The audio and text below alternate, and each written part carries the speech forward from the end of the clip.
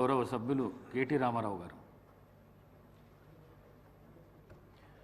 Thank you అధ్యక్ష గౌరవనీయులు పెద్దలు దివంగత ప్రధానమంత్రి మాన్యులు డాక్టర్ మన్మోహన్ సింగ్ గారికి నివాళులర్పించే ఈ సందర్భంగా ముందుగా ముఖ్యమంత్రి గారు ప్రవేశపెట్టిన సంతాప తీర్మానానికి పూర్తిగా మా పార్టీ తరపున మద్దతు తెలియజేస్తూ డాక్టర్ మన్మోహన్ సింగ్ గారికి భారతరత్న ఇవ్వాలి అని ఏదైతే వారు ప్రతిపాదన పెట్టారో దానికి కూడా సంపూర్ణంగా మా మద్దతు ప్రకటిస్తూ తప్పకుండా ఈ భారతరత్న అనే పురస్కారానికి గౌరవానికి వారు ఖచ్చితంగా అర్హులనే మాటను కూడా మా పార్టీ కూడా సమర్థిస్తూ వారి ప్రతిపాదనను పూర్తి స్థాయిలో ఏకీభావం తెలియజేస్తా ఉన్నాం అధ్యక్ష మన్మోహన్ సింగ్ గారి గొప్పతనాన్ని, మన్మోహన్ సింగ్ గారి యొక్క సామర్థ్యాన్ని, మన్మోహన్ సింగ్ గారి యొక్క తెలివితేటల్ని మొట్టమొదటగా గుర్తించింది కూడా మన తెలంగాణ బిడ్డ పివి నరసింహారావు గారు అనేది నిర్వివాదం అధ్యక్ష. పివి నరసింహారావు గారు ఆనాడు ప్రధానమంత్రిగా భారతదేశానికి ఎన్నికైన తర్వాత సాధారణంగా ఈరోజు వింటుంటాం అధ్యక్ష, లాటరల్ ఎంట్రీ అని, అంటే రాజకీయాలతో సంబంధం లేని వ్యక్తులను కూడా మనం రాజకీయాల్లో ముఖ్యంగా ప్రభుత్వాలలో ముఖ్యమైన పాత్రల్లో తీసుకురావడాన్ని లాటరల్ ఎంట్రీ అంటారు అధ్యక్ష. కానీ ఈ లాటరల్ ఎంట్రీ అనే విధానాన్ని ఆనాడు పివి నరసింహారావు గారు తీసుకొచ్చి రాజకీయాలతో సంబంధం లేని ఒక ఆర్థికవేత్త, ఆర్బీఐ గవర్నర్గా పనిచేసిన ఒక మంచి తెలివైన ఒక ఆర్థికవేత్త మనకు అందుబాటులో ఉన్నారని చెప్పి గుర్తించి గౌరవించి వారిని ఆర్థిక మంత్రిగా ఆనాడు నియమించారు అధ్యక్ష. ఆర్థిక మంత్రిగా నియమించబడ్డ తర్వాత డాక్టర్ మన్మోహన్ సింగ్ గారు ఆనాడు 1991లో అనుకుంటాను అధ్యక్ష, సబ్జెక్ట్ టు కరెక్షన్, బడ్జెట్ ప్రవేశపెడుతున్నప్పుడు ఒక గొప్ప మాట అన్నారు. ఆయన అన్న మాట, let the whole world here loud and clear, India is wide awake. అంటే ప్రపంచం మొత్తం వినాల్సిన సమయం వచ్చింది, నా దేశం మేల్కొని ఉంది అనే మాట ఆనాడు ఒక ఆర్థికవేత్తగా ఆర్థిక సంస్కరణలు ప్రవేశపెట్టే సందర్భంలో డాక్టర్ మన్మోహన్ సింగ్ మాట్లాడిన మాట అధ్యక్ష. ఆ మాటలు, ఆయన సిద్ధాంతం, ఆనాటి పివి నరసింహారావు గారి నాయకత్వం ఇవాళ ఈ దేశంలో సమూలమైన సంస్కరణలు తెచ్చింది. ఈ దేశంలో ఎన్నో రకమైన విప్లవాత్మకమైన మార్పులు కూడా వచ్చినాయి అధ్యక్ష.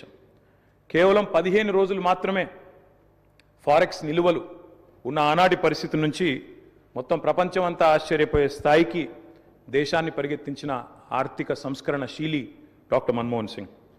అనవసరపు డాంబికాలు, అనవసరపు ఆర్భాటాలు లేకుండా, హడావిడి లేకుండా సింపుల్ లివింగ్, హై థింకింగ్ అనే మాటకి పర్యాయ పదంగా డాక్టర్ మన్మోహన్ సింగ్ గారిని మనం చెప్పుకోవచ్చు అధ్యక్ష.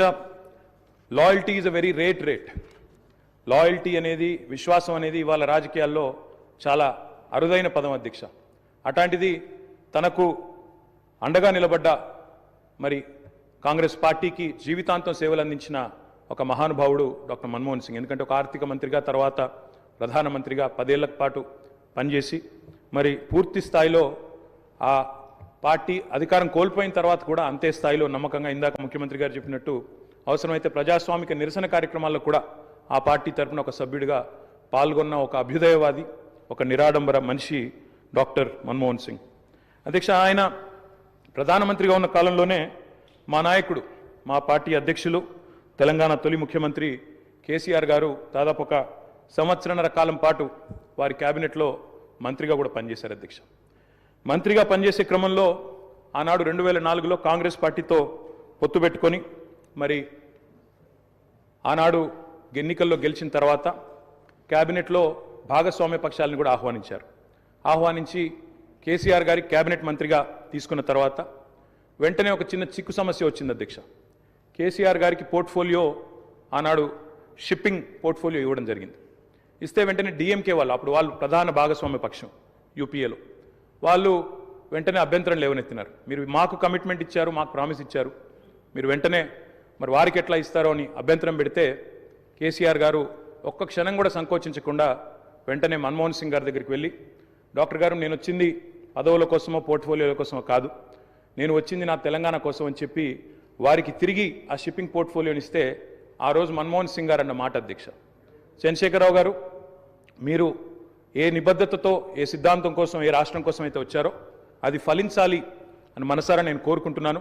ఇవాళ ఈ నిర్ణయం మీరు ఏదైతే తీసుకున్నారో దీనివల్ల కూడా మీకు కూడా గొప్ప గుర్తింపు గౌరవం వస్తుంది, మీరు ఒక కర్మయోగిగా గుర్తించబడతారని చెప్పి కూడా వారు చెప్పడం జరిగింది.